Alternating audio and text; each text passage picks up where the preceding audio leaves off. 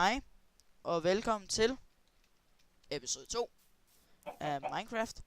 Ja, i sidste episode, der hyggede vi lidt. Vi hyggede lidt der, og William er stadig med i baggrunden, man kan bare ikke høre ham. Det beklager vi, han skal have en Skype, så han kan høres. Det er for dårligt der, puha, William, skæld ham ud. Skælde ud. Hva? Det er ikke sikkert, at jeg uploader den i dag, måske. Nej, det bliver det godt nok ikke. Det bliver en anden video, det kommer til at være. Og den bliver uploadet dagen efter nytår, så. Altså, ja, det kan godt være, at jeg kommer til det også. Men det kommer lidt an på. Men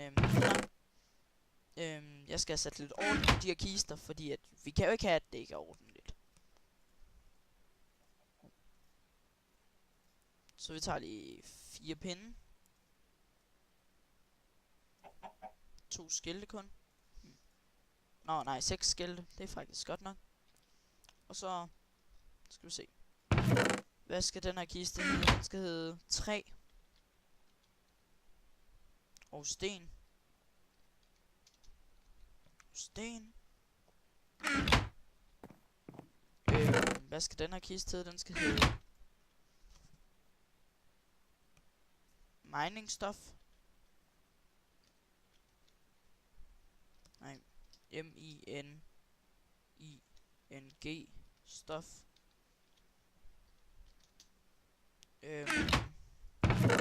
Den her, den skal hedde nether.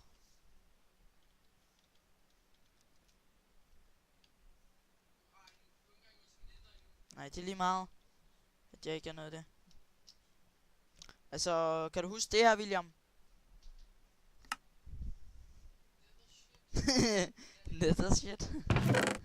Og hvad? Undskyld. Men det var en god server. Nej. Ja, vi havde en god skygrid. Vi havde en god skygrid på et tidspunkt. Den er lukket. Pokkers. Der var vi ellers noget langt. Hvad skal den sidste kiste hedde?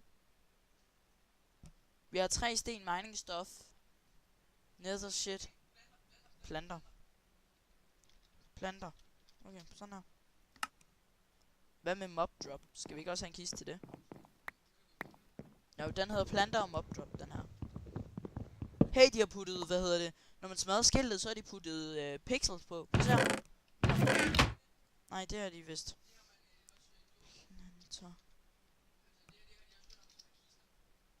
Hej. Fedt. Planter. Og ups. Og hvad hed det? Hvad var det nu? Og mob drop.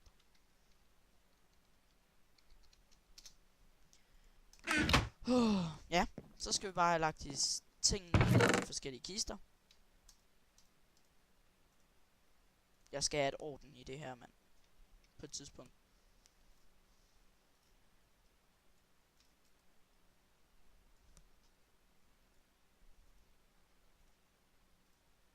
Sådan der. Så skal vi have en... Det her det. Robo 2. Hvad er det? En bue? Nå, er det det der VIP-halløj der? Er det der VIP-halløj? Du mener? Jamen, hvad mener du med det? Hvad mener du med, der er noget, der hedder Robo 2? Nå, er det en class, eller hvad? Så han er bueskytte. Ja. Ja, og jeg kan bruge det til hvad? Nemlig mining stuff.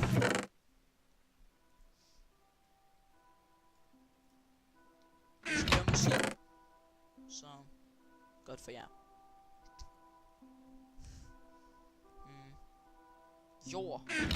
Jord, det skal i sten 3 kisten, tror jeg.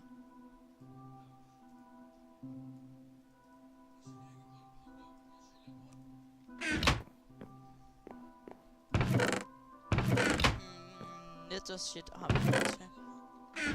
Planter har vi faktisk noget til. Seeds kommer vi sikkert til at bruge meget.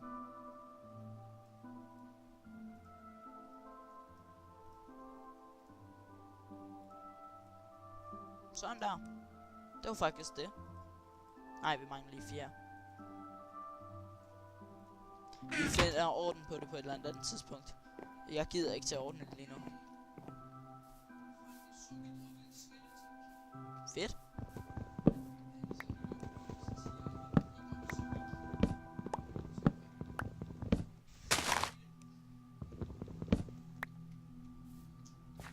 Ja, det kan godt være, du har en, men kan jeg ikke bruge til noget.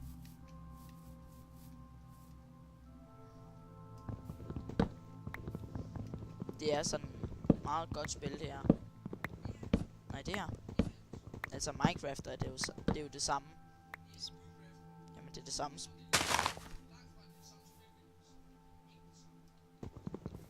Jeg er ligeglad.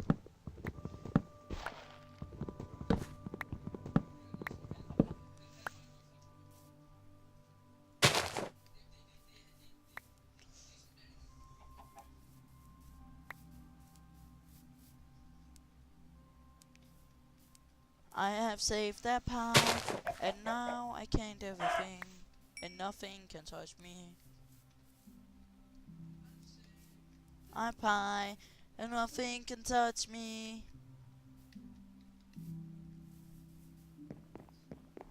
I'm pie, and nothing can touch me.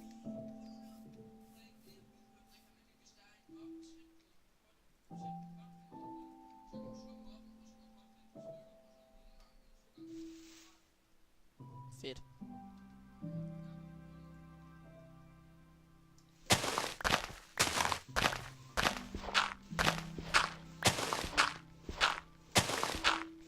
Nu kan I nok se, at jeg laver et eller andet random her, og jeg miner mig rundt om mit hus. Men nu kan I se, at jeg laver et eller andet random rundt om mit hus, og det er fordi, at lige nu, der vil jeg putte noget træ rundt om mit hus, så det ser så grimt ud med bare jord. Det er sådan rimelig grimt. Sådan noget jord der. Ja. I saved a pie. Nothing can touch me. Vi ser sådan nogle misforståede sangtekster. Altså, det var faktisk ret sjovt. Der kommer ikke link i beskrivelsen, desværre. Det hedder misforståede sangtekster. Sådan.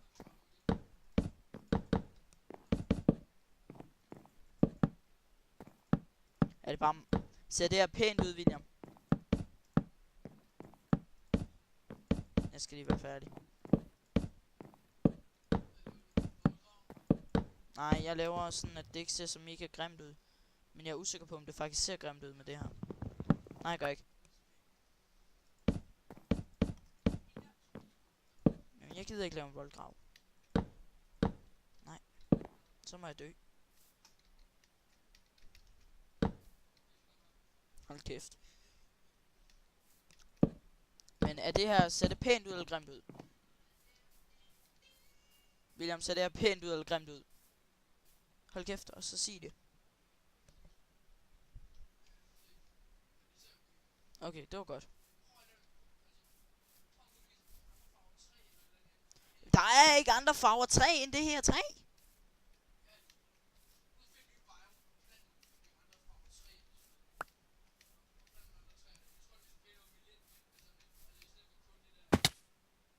Vi finder ud af det. Altså, lige nu der kommer der bare til at se sådan noget. I må skrive, hvis jeg skal lave et eller andet på det. Og det her, det er bare et starterhus. I skal nok lave et pænt hus på et tidspunkt. Vent lige, vi gør lige noget andet, i stedet for det her grimme noget her. Vi fjerner lige, og så får vi lige til at passe ind, så det er i midten, i stedet for det her. Lad mig se. 1, 2, 3. Åh, fuck. 1, 2, 3, 4, 5, 6, 7, 8, 9, 10, 11. Det gør det jo så bare nemt, det der. Så 1, 2, 3, 4, 5, 6. Der skal der hullet være. nothing can touch me. I saved a pie, nothing can touch me. Ser det her godt ud, William? Passer det perfekt? Er det ikke et perfekt hul? Ja, godt. Det skal nok blive pænere på et tidspunkt.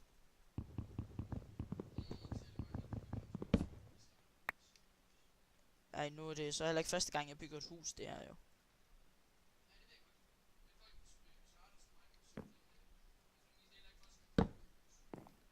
Nej. Nå, det hjalp ikke, at jeg satte en torch. Okay, så han bygger alt ud af TNT. Fedt. Hvor mange emeralder er du ved at være oppe på? 11 emeraldblokke. Nå, men så er der næsten halvvejs.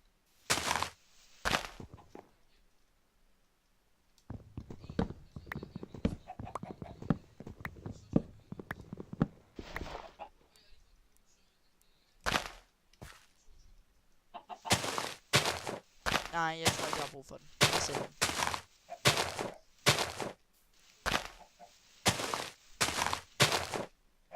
Altså, jeg vil hellere have en hest, end jeg vil have det der, hvad hedder det?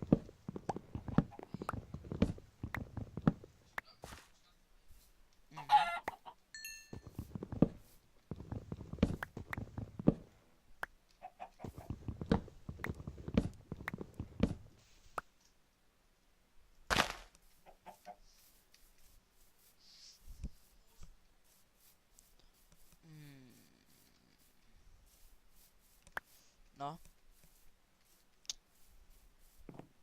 Undskyld, jeg er stille, folkens. Jeg kan godt lide at være stille. Hvad er der ikke?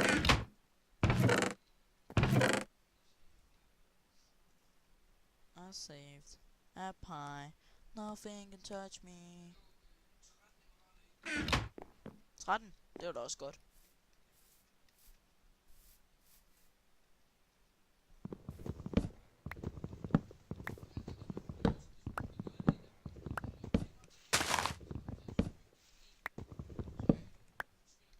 Ja. Det har du ret i. Så lagde jeg lige min sapling. Hov, en bonuskiste mere.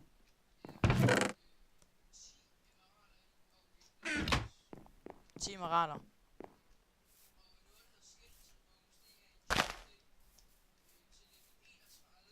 Skeleton bones.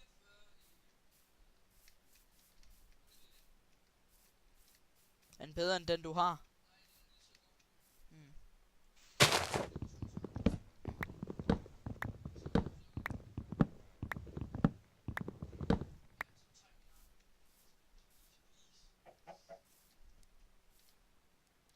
Så er jeg selvfølgelig ikke... Hvad?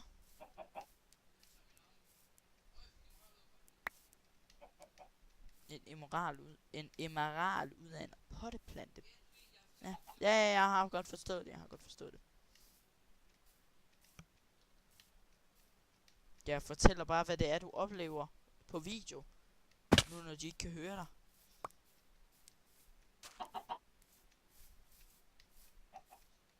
Øj, nu kan jeg ikke finde mit hus igen. Der er jo de samme træer. Der er det der granite. Og alt det der. Nej, det her det er jo ikke granite. Det her det er et eller andet. Hallo, det her, det skal jeg da bygge rundt om mit hus. Tror du ikke, det vil det ikke se pænt ud? Tror du ikke? Fuck dig.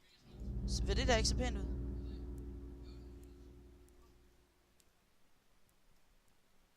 Jeg skal lige have lavet en masse af det. Altså, det bliver også en lille smule mining i den her video. Altså, det er ikke så sjældent, det er sten, faktisk. Det er meget... Det er bare pænt. Ja. Ej, det er nemmere at finde en kul, faktisk. Du kan finde det over jorden. Næsten. Det kan du. Men det kan du også med det her. Og det her, det er i meget større klynger end kul. Prøv at se, jeg har minet 34 stykker. Hvorfor?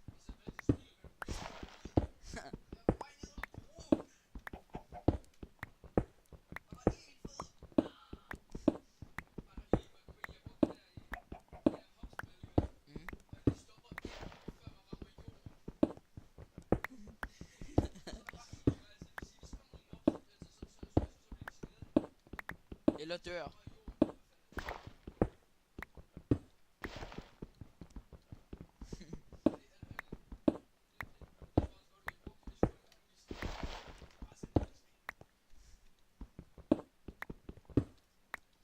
Ja, det er ikke idiotisk.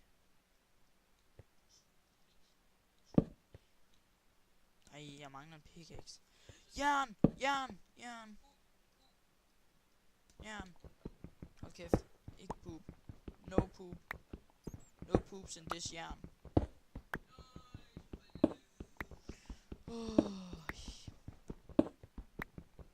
Der er faktisk ret meget jern her. Fedt. Så, folkens. Hvad? Haha. Det. Fuck dig.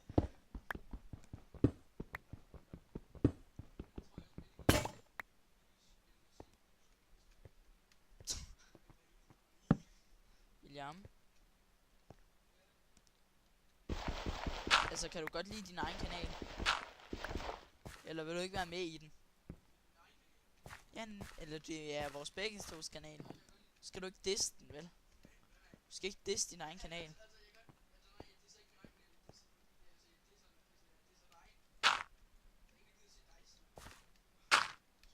Fuck dig. Ja, du er da nemlig flink as fuck. Nu skal jeg altså finde mit hus.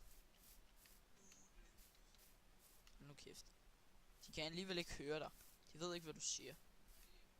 Jeg kan også klippe dig ud.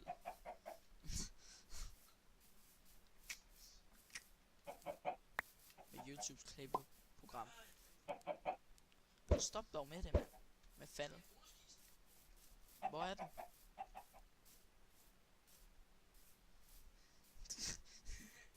Ja. Hjælp mig.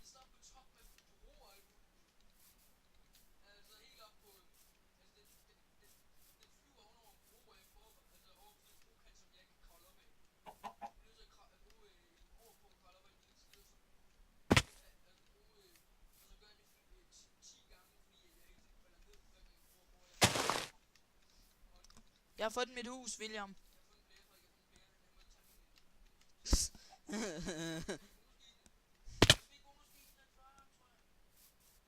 Hvad var det i? Okay.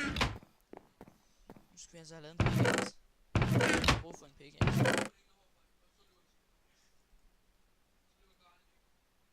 Han løb grædende væk simpelthen.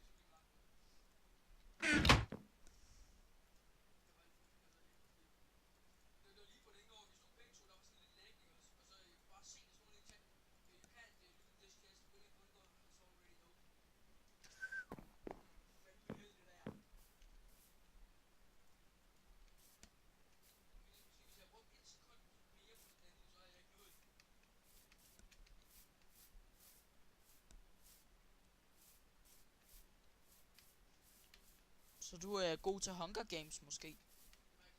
Altså hvis det var Hunger Games, så ville jeg slå ham ihjel.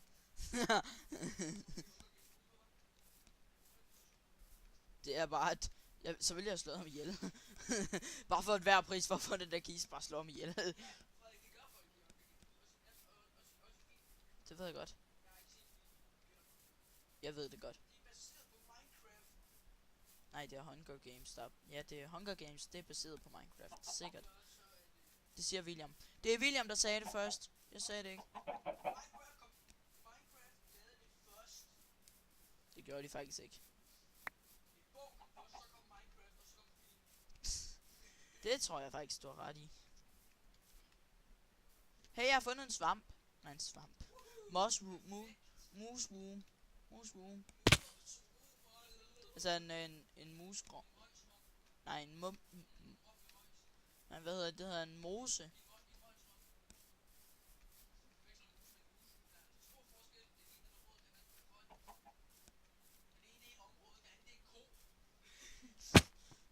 Sikkert, din idiot.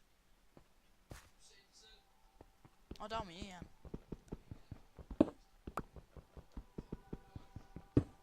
Fuck mig. Ad. Ad.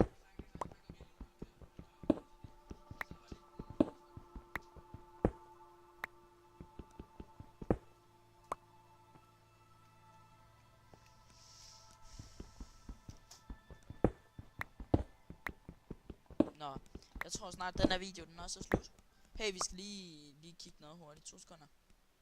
Folkens. Så bare lige hurtigt gøre noget.